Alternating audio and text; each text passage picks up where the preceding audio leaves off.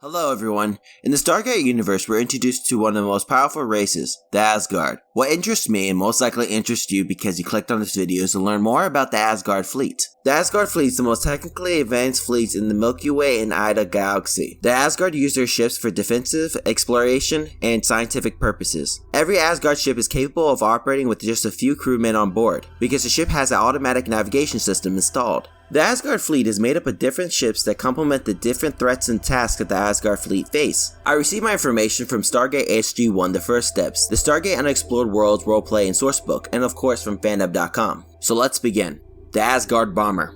The Asgard Bomber spaceship is designed as a bomber and can fit 5 Galaxy class lasers and 2 tactical bomb bays, which is made to be more powerful than most goa'uld motherships. The ship's engine unit is a sublight drive and a hyperdrive. For the casual viewer that does not know much about the different drives that are in the Stargate universe, let me explain to you what they are. A sublight drive allows the ship to travel through normal space without going beyond the speed of light, and the hyperdrive allows the ship to break through the speed of light barrier. The ship also has an Asgard shield system, a sensor array, and is controlled by Asgard stones. The other systems are on the ship is an Asgard database, a holographic communicator, a stasis pod, and a transporter array.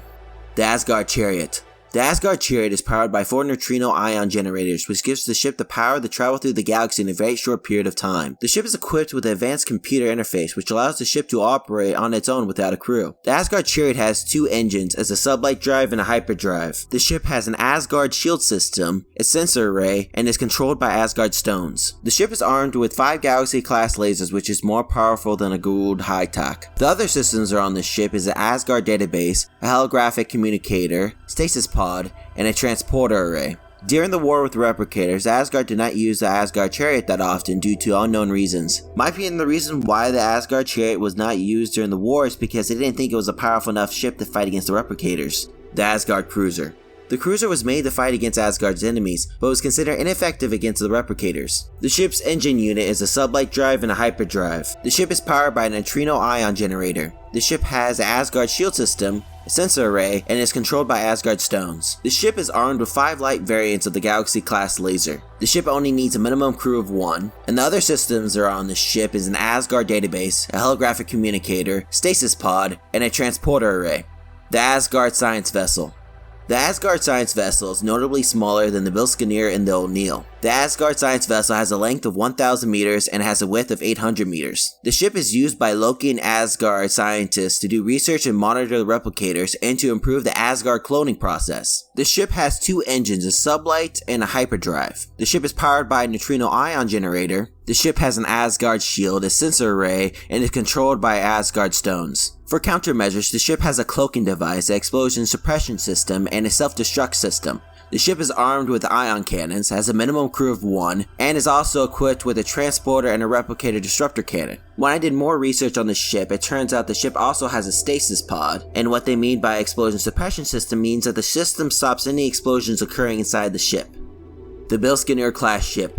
The Bilskirnir Class ship is known as the Asgard Mothership. The Bilskirnir is among the largest ship constructed by the Asgard. The Bilskirnir ship, also known as Thor's ship, has a length of 1,400 meters and has a width of 640 meters. The ship has advanced sensors enabled to detect movement within other ships and able to detect if the organism is warm-blooded or cold-blooded. The ship is equipped with a medical system which can heal Asgard, but if tampered with, can kill them as well. The Bilskirnir was Asgard's main warship until the war with the replicators. The ship's engine units are a sublight drive, a deceleration drive, and a hyperdrive. The ship is powered by 3 neutrino ion generators and 1 small neutrino ion generator. The ship has a Asgard shield system and a sensor array and is controlled by Asgard stones. For countermeasures, the ship has a cloaking device and an explosion suppression system. The ship is armed with ion guns, has a minimum crew of 1, has other systems such as the Asgard database, the holographic communicator, the stasis pod, and transporter array with 2 primary and 10 secondary. The transporter array can also be used as a weapon, which was shown to us in Stargate SG-1.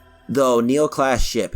The ONeill Class ship is the most advanced starship in the Asgard fleet. It was designed solely to fight against the replicators. The ship obtained its name in honor of Jack O'Neill. Due to the advancements made with the new ship, it eventually replaced the Bilskirnir ship as Asgard's vessel of choice when engaging enemies. The ship is highly agile for a ship its size and is able to accomplish advanced tactics. The ONeill Class ship has a length of 1,500 meters and it has a width of 700 meters. The ship also has 2 engines, a sublight and a hyperdrive. The ship is fueled with Quadria and is powered by a neutrino ion generator. The Asgard ship has a shield system, a sensor array, and is controlled by Asgard stones. The ship's hull is made up of Naquita carbon and trinium composites. The ship is armed with 4 ion cannons, has a minimum of crew of none because it can operate on its own, and has countermeasures such as a self-destruct system and an explosion suppression system, as other systems such as a transporter array which has 4 primary and 10 secondary. The first 3 ships that were analyzed in this video did not have a lot of information on them. This forced me to do more research and to do some logical guesswork. For example, it makes sense that all Asgard ships have a neutrino ion generator, Asgard shield, a sensor array, and a sublight drive, because that's the basic component of an Asgard ship. Which Asgard ship is your favorite? I'm curious to find out what your opinion on the Asgard committing mass suicide. For me, I did not enjoy the way the writers ended the Asgard. In my opinion, I thought they deserve a better ending than just committing mass suicide. Maybe it's just my biased opinion, but I was hoping the Asgard would be able to fix their cloning process to save their race. I'm curious to find out your opinion on the subject. Please like and subscribe to this channel if you enjoyed this video. If you guys are interested in finding out more about the Babylon 5 ancient race ships, please select the video on the right. Thank you for watching Utopian Broadcast. I hope to see you guys next time on the Utopian Broadcast channel. Thank you.